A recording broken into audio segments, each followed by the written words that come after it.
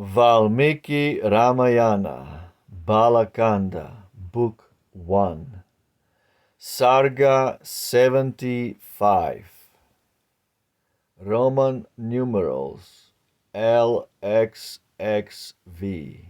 75. Di PARLE, PARLE.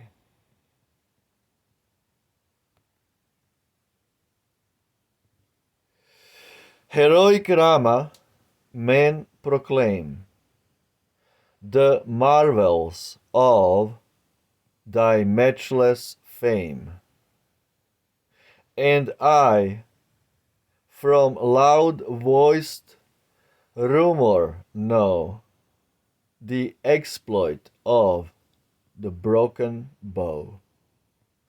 Ye, bent and broken, mighty chief, a feat most wondrous past belief, steered by thy fame, thy face I sought, a peerless bow I too have brought. This mighty weapon, strong and dire, great Jamadagni owned, my sire. Draw with its shaft my father's bow, and thus thy might, O Rama, show. This proof of prowess let me see, the weapon bent and drawn by thee. Then single fight our strength shall try, and this shall raise thy glory high. King Dasharatha heard with dread the boastful speech, and thus he said, raising his hands in suppliant guise, with pallid cheek and timid eyes. Forgetful of the bloody feud, ascetic toils hast thou pursued. Then Brahman, let thy children be untroubled and from danger free. Sprung of the race of Brigu, who read holy lore to vows most true. Thou swearest to the thousand-eyed, and thy fierce axe was cast aside. Thou turnedst to thy rights away, leaving the earth to Kashyap's sway, and wentest far a grove to seek beneath Mahendra's mountain peak.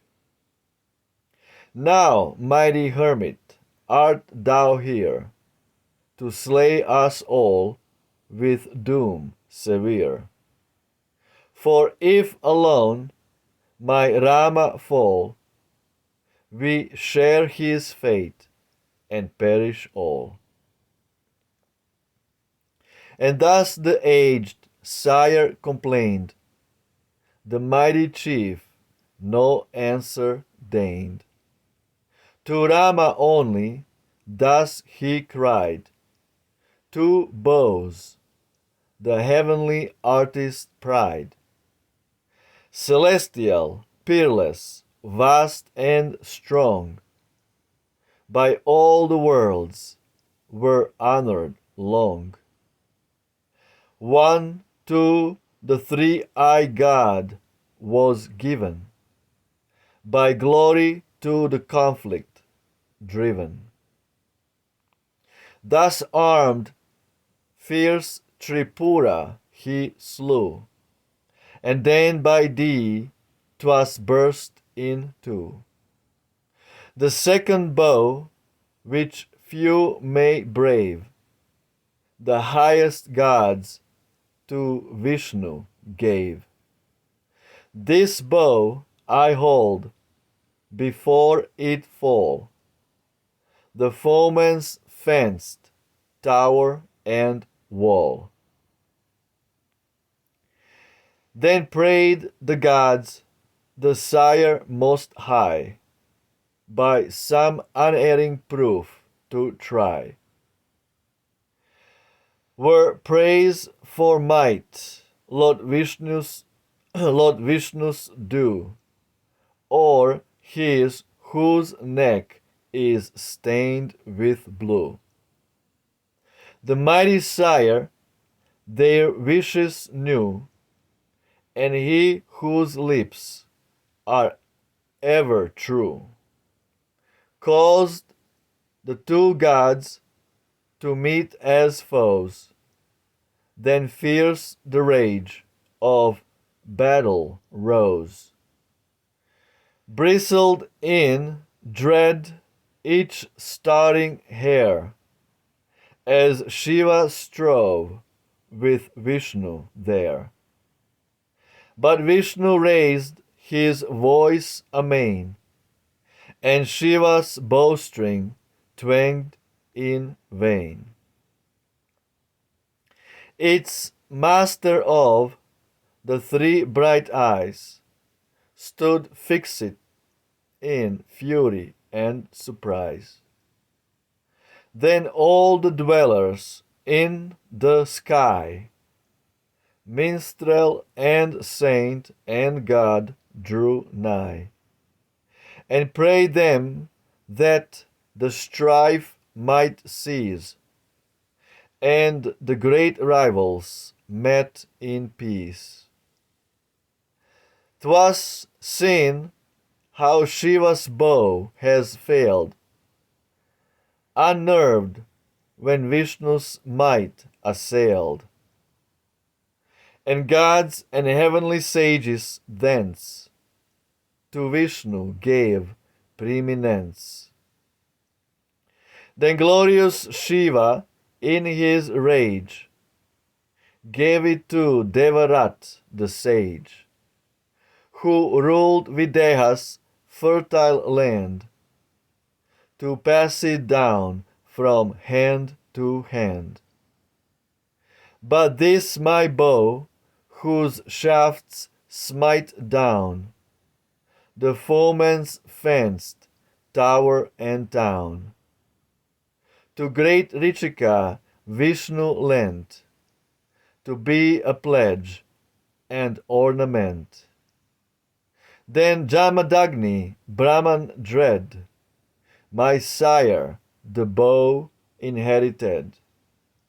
But Arjun stooped to treachery vile, and slew my noble sire by guile, whose penance awful strength had gained, whose hand the God-given bow retained.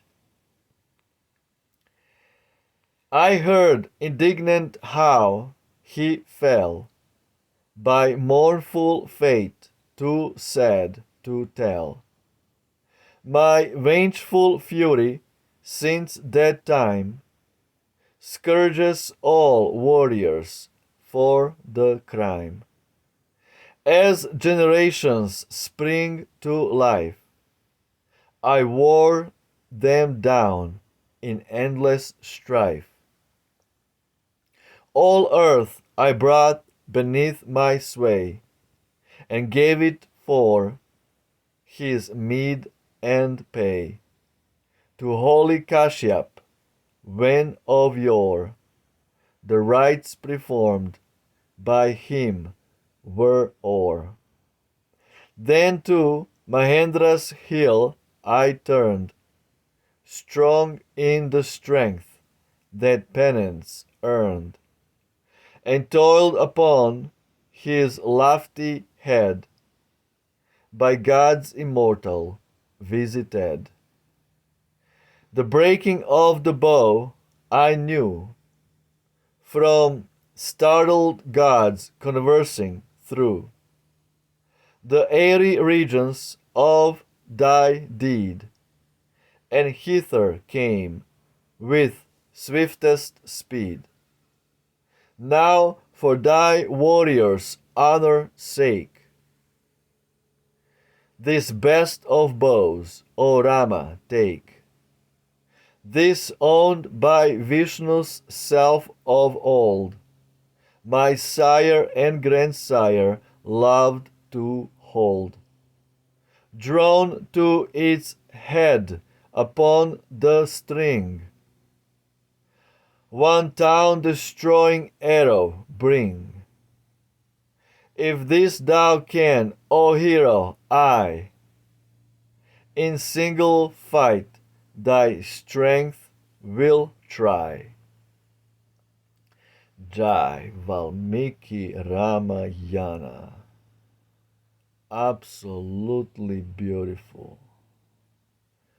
Just word architecture.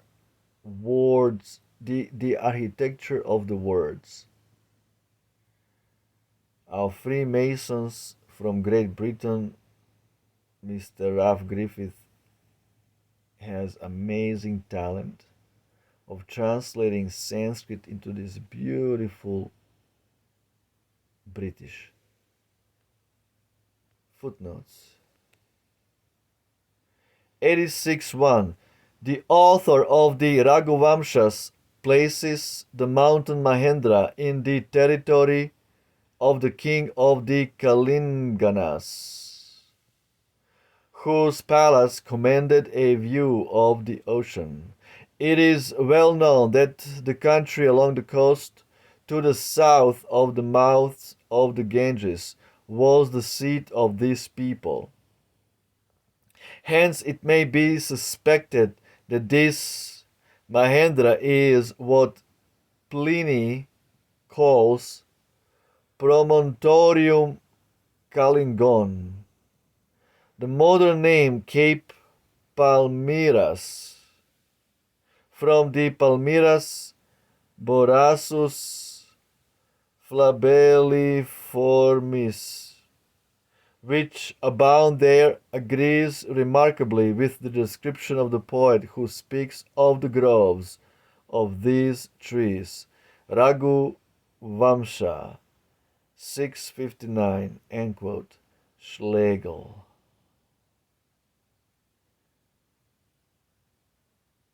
It is 6.1. Be Shiva, it is 6.2. Be Shiva, god of the azure neck.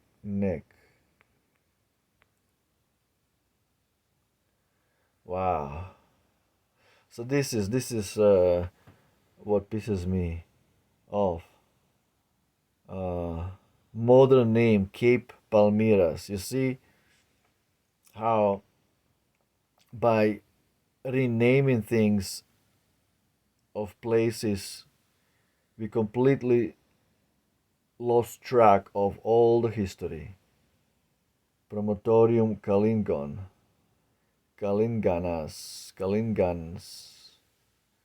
You see, and now from Kalingans to Cape Palmyras. Now we lost all history by this renaming business. Anyway, this is amazing chapter, mind-blowing chapter, where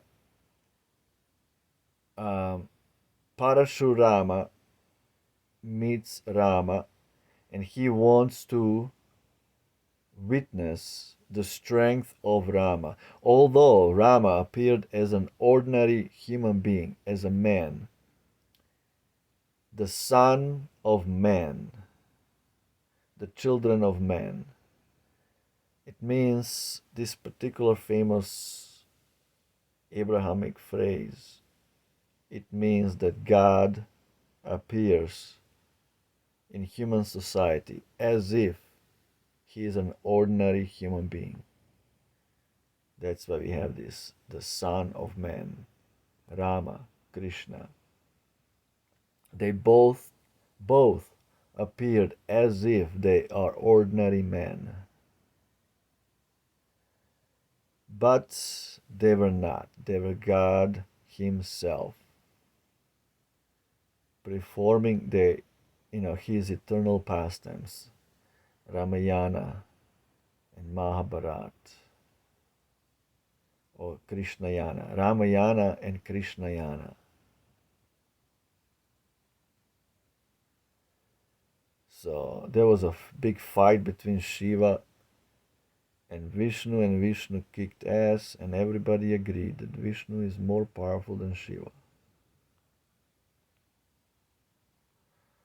Okay, there are different gods, different grades of gods, but the highest of all of them is Rama, and higher than Rama is Krishna. Krishna is the last word in transcendence. Krishna Christus Christ. Jai Valmiki Ramayana. Ciao.